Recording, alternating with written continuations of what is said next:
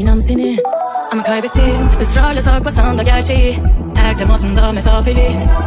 Her şey güzel de geçmiyor geçmişin izleri. Uykumdan eder soğukluğun yanım kabullenir. Bakarsan gözlerime dikkat düşme derine. Söyle severler mi benim gibi? Zamansızlık ilk baştan sandım hep bir kavgadan. Yetmiyor hiçbir irtifat hissettirmiyorsan. Boşa dökülen yaşlar artık gözüne asla. Hoşsun başkasını bulursun kafana takma.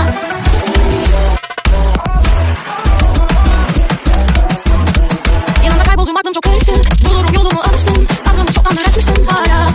Konuşma git senin başından. Artık bir seni yakamdan. Gün gün aksana açın aşk kalbim ağlatır bir yanda.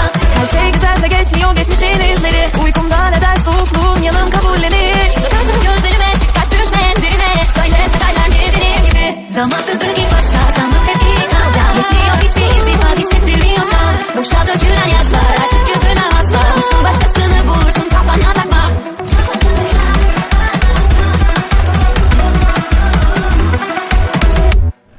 Yeter, bravo. Bravo kızlar.